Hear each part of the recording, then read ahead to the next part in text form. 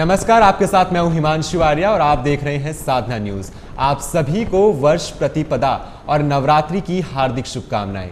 चैत्र नवरात्रि का आज पहला दिन है और इस बार की नवरात्रि 8 दिन की होगी। इस बार पंचमी और चतुर्थी एक साथ मनाई जाएगी, जिसके फलस्वरूप देवी कुष्मांडा और देवी स्कंद माता की पूजा एक साथ की जाएगी।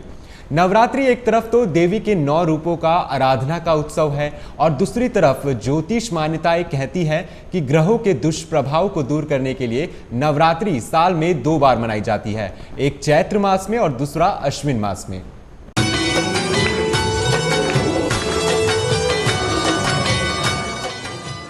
नवरात्रे में 9 दिनों में माता रानी के 9 अलग अलग रूपों की पूजा उपासना का विधान है। ज्योतिष की जानकारों की माने तो नवरात्रि में हर दिन की उपासना का अलग महत्व है।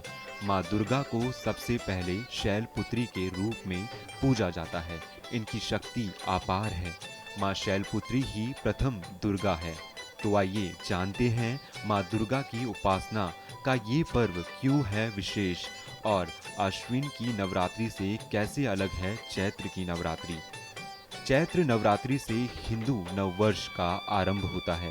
इस नवरात्रि में तमाम तरह की शक्तियां पाई जाती है, जबकि अश्विन की नवरात्रि में उन शक्तियों का प्रयोग किया जाता है। ये नवरात्रि ज्ञान की है, जबकि अश्विन की नवरात्रि धन की होती है। इस बार नवरात्रि की शुरुआत 8 अप्रैल से होगी और नवरात्रि का समापन 15 अप्रैल को होगा। नवरात्रि के व्रत को उत्तम विधि से करने के लिए इस पावन व्रत की तैयारी करना बहुत जरूरी है। ज्योतिष की जानकारों की माने तो देवी माँ की उपासना में सही विधि का विशेष महत्व है। गलत तरीके से की गई उपासना से देवी अप्रसन्न हो सकती है। तो देखिए कैसे करें नवरात्रि की तैयारियां।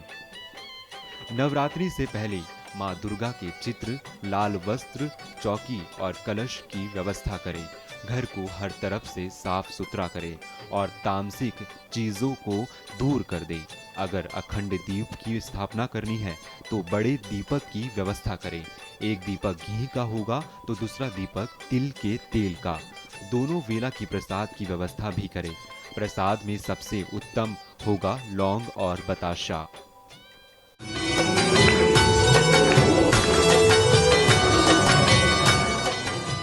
करुणामयी देवी माँ का प्रथम स्वरूप, माँ भगवती का सबसे अनुपम रूप।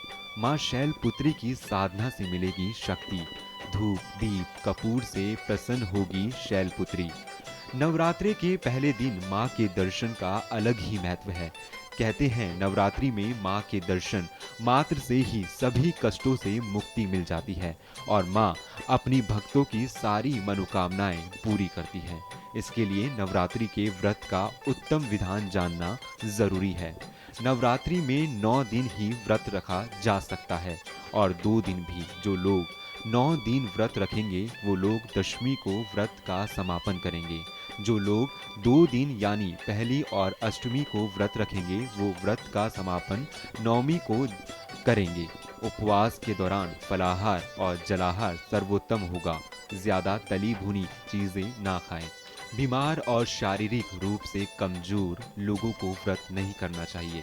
तो अब आपने नवरात्रि के व्रत की सबसे उत्तम विधि जान ली। अब आपकी उपासना और भी प्रभावी होगी, क्योंकि सही तरीके से की गई उपासना से माता रानी की कृपा भी जल्दी मिलती है।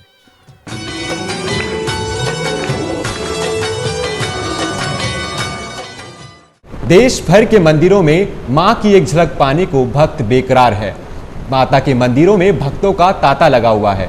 लोगों की भीड़ को देखते हुए देश भर के मंदिरों में सुरक्षा व्यवस्था काफी कड़ी कर दी गई है। फिलहाल हमारी खास पेशकश में आज के लिए इतना ही। देश और दुनिया की बाकी बड़ी खबरों के लिए आप देखते रहिए साधना न्यूज।